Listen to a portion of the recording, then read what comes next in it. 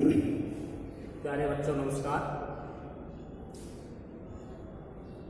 जैसा कि कल अपन पढ़ रहे थे, हिंदी में अपना दूसरा पाठ है दादी माँ,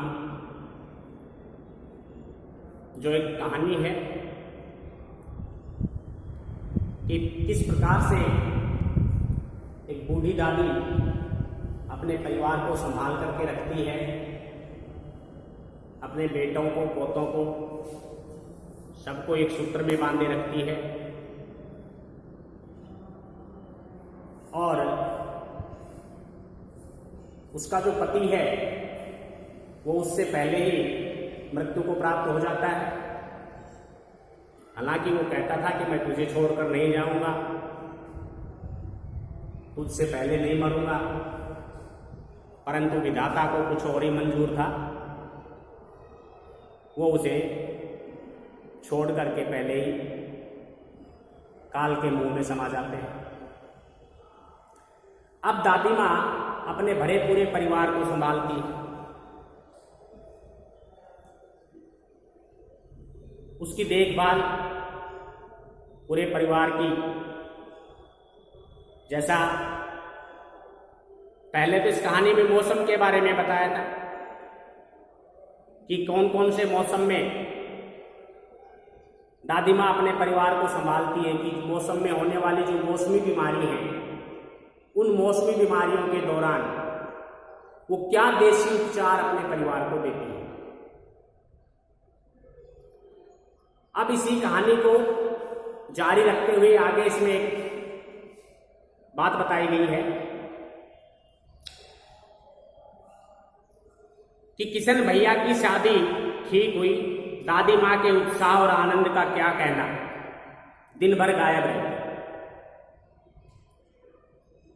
जो दादी के बेटे हैं उनमें से एक बेटे की शादी हो रही है, तो दादी उत्साह और आनंद से दिन भर गायब रहती, यानी शादी के काम में बिजी रहती। सारा घर जैसे उन्होंने सर पर उठा लिया हो, सारा घर जैसे उन्होंने सर पर उठा लिया हो। सर पर उठाना का अर्थ है कि अब सारी जिम्मेदारी अपने ऊपर ले ली, किसी को कोई काम नहीं दिया। पड़ोसने आती, बहुत बुलाने पर दादी माँ आती, बहन बुलाने मानना, कार परोजन का घर ठहरा। पड़ोसने आती, क्योंकि शादी ब्याह में तो गीत वगैरह का, संगीत वगैरह का जो माहौल होता है, वो आकर के बैठ जाती, परंतु दादी माँ अपने काम में लगी रहती।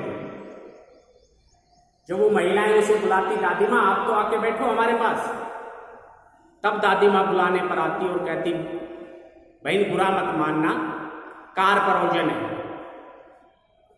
कार परोजन का अर्थ है कि कार्य करना है। ये जो शादी का काम है, इसमें मुझे काम करना है।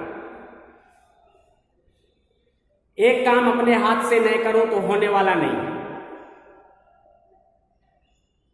और दादी कहती कि यदि मैं स्वयं कोई काम नहीं करूं तो वो काम पूरा नहीं होता है। जानने को यूं सभी जानते थे कि दादी माँ कुछ करती नहीं है, और वैसे काम कुछ नहीं करती, बस लोगों से कह कह करके वो काम करवाती। पर किसी काम में उनकी अनुपस्थिति वस्तुतः विलंब का कारण बन जाती। उन्हीं दिनों की बात है, एक दिन दोपहर को मैं घर लौटा, बाहरी निक्षार में दादी माँ किसी पर बिगड़ रही थी। यहां लेखक कह रहा है कि उसी समय की बात है। एक दिन मैं दोपहर को जैसे ही किसी काम से घर लौटा, तो बाहरी निक्षार, निक्षार का अर्थ है निकास,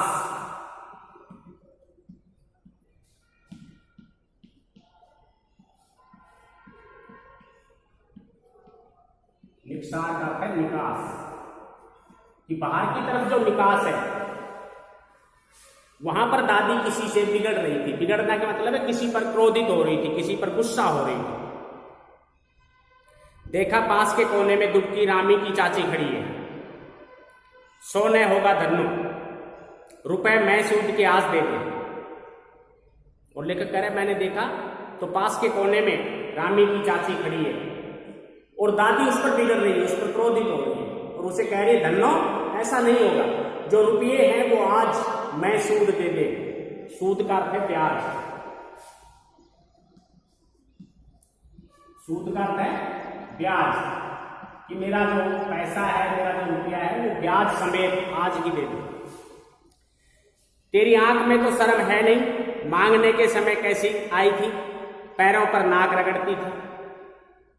पैरों पर नाक रगड़ना करता है विनती करना, कि तुमने तो पैरों पर आकर के नाक रगड़ी थी, बहुत विनती की थी।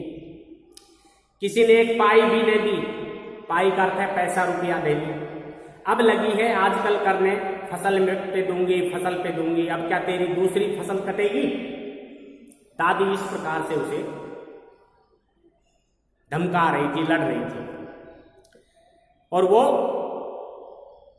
धन्नो जो है, दूंगी मालकिन, रामी की चाची रोती हुई दोनों हाथों से आंचल पकड़े दादी माँ के पैरों की ओर झुकी। बिटिया की शादी है, आपने दया करेंगी तो उस बेचारी का निस्तार कैसे होगा।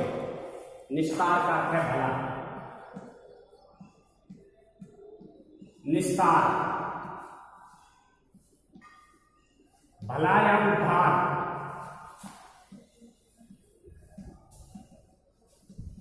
भला या उद्धार कैसे होगा, आप नहीं देगी।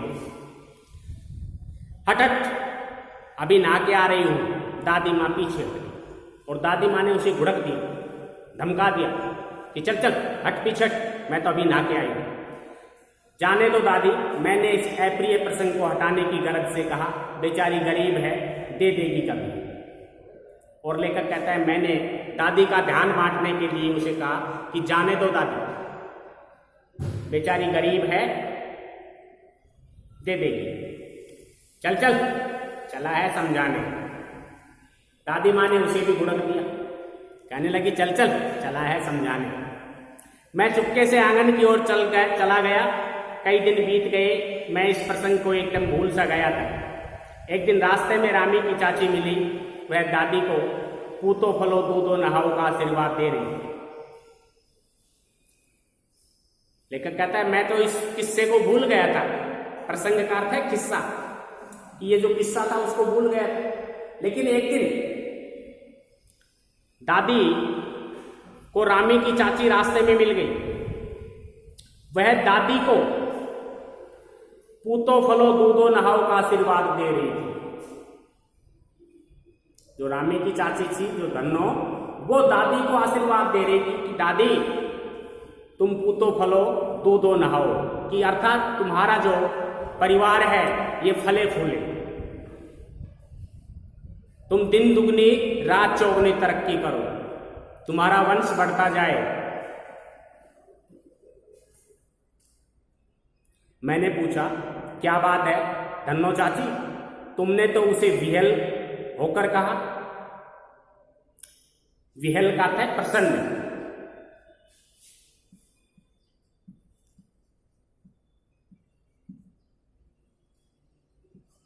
विहल का अर्थ है प्रसन्न होकर। लेखक कहता है कि मैंने उससे कहा कि क्या बात है चाची, तुमने तो बड़े प्रसन्न होकर के उसे ये आशीर्वाद दिया। उरीन हो गई बेटा, भगवान भला करे हमारी मालकिन का। और धन्नो चाची ने कहा कि उरीन हो गई बेटा। उरीन का अर्थ है ऋण मुक्त। उरीन का अर्थ है ऋण मुक्त,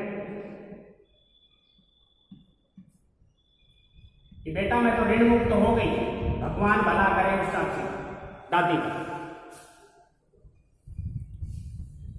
कल ही आई थी, पीछे का सभी रुपया छोड़ दिया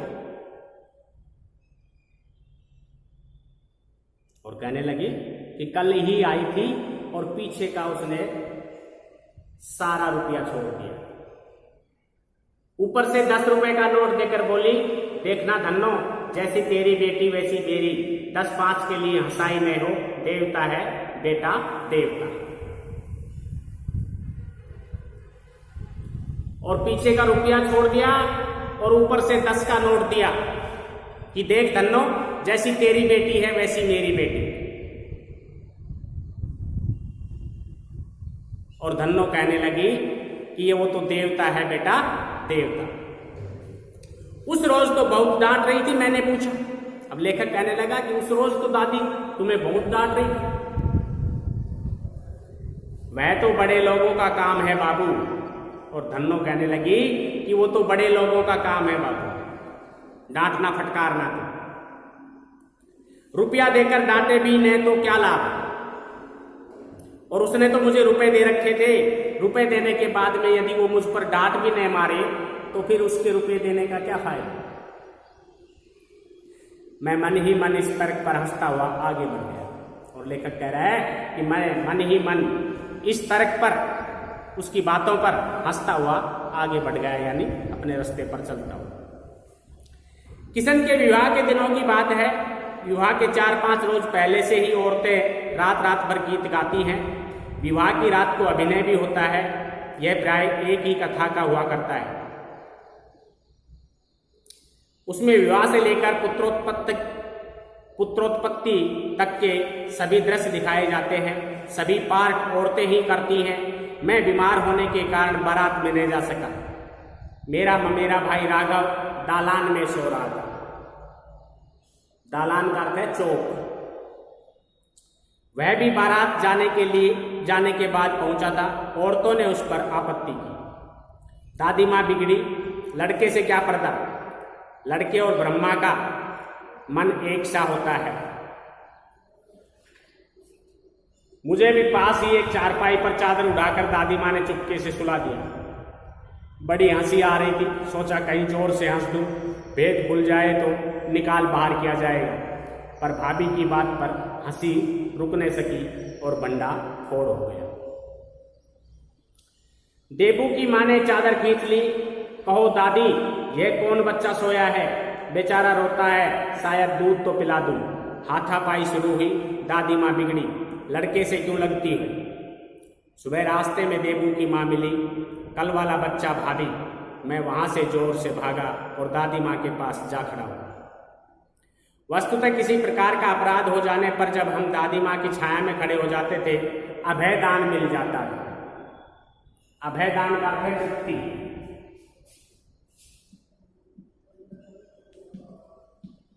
अभयदान मुक्ति, यानी कोई हमसे अपराध हो जाता था तो उस अपराध से हम मुक्त हो जाते थे, हमें क्षमा मिल जाता था। यूं कहें क्षमा, दादी हमारी रक्षा कर लेती थी।